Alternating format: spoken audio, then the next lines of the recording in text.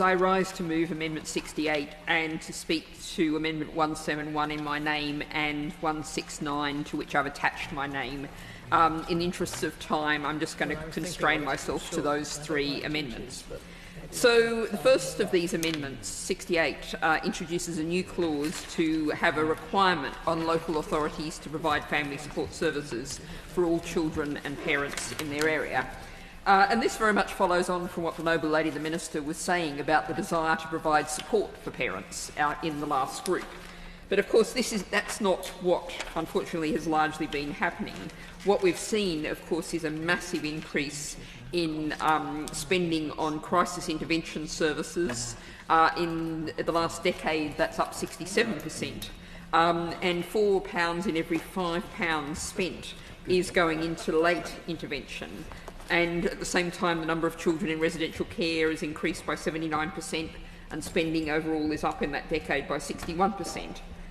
But there's a 46% decline in early intervention services. And that's what this amendment seeks to address. We know that if we have investment in early interventions, that will reduce the demand for high-cost later interventions.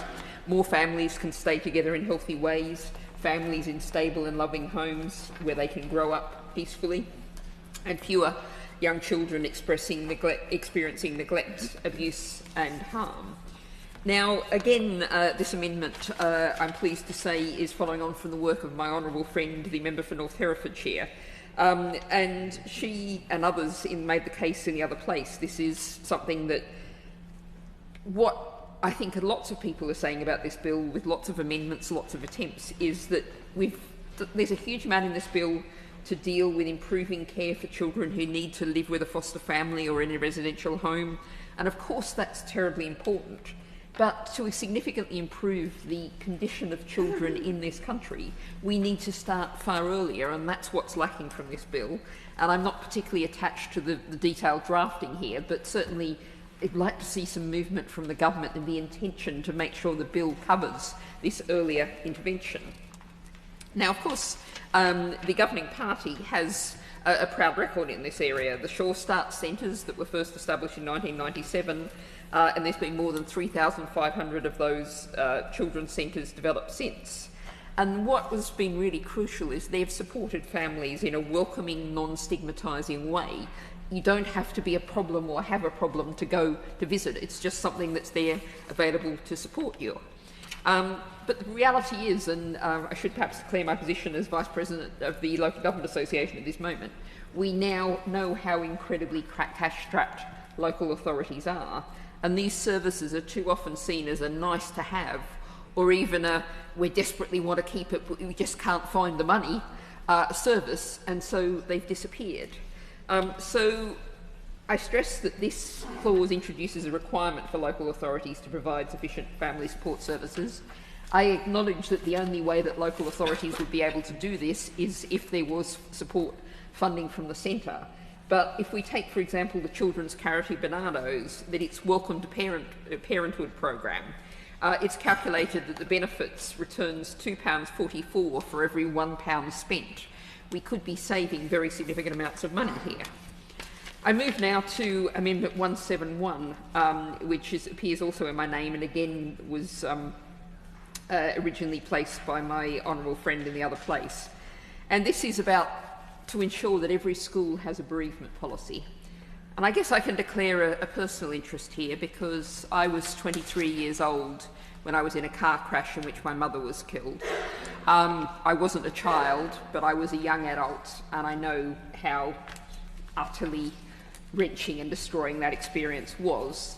And also in my group at university, we had a small group of students, about 20 odd, and one of those was killed in a car crash, and I know what a shock it was to that group of students. Now, we don't actually have, surprisingly, annual statistics on the number of children and young people who are bereaved, but the Childhood Bereavement Network has estimated that more than 46,000 children and young people are bereaved of a parent each year in the UK. That's about 127 each day. And if you take a representative sample, in any school today, about 1 in 29 children will have been bereaved of a parent or sibling at some point in their childhood. Some 70% of primary schools have at least one recently bereaved pupil on the roll. Now, there's all sorts of stats which I won't, in the interest of time, go through, but this obviously is a huge shock both to the child, to the whole school community, but it also has long-term effects on people's GCSE scores. It has impacts on what happens to people further in life. The death of a parent by the age of 16 is associated with women failing to gain any sort of qualification, and both men and women being unemployed by the age of 30. Now, I've got no doubt that there are some schools that manage this very well, that have really good policies in place, but very often schools are going to find themselves suddenly experiencing this situation and then thinking, gosh, what do we do? And what this amendment aims to achieve is that that's not the case. This is set in as standard. Now, I'm just going to finally, very briefly, address the amendment in the name of the Noble Lady Baroness Barron, number 169.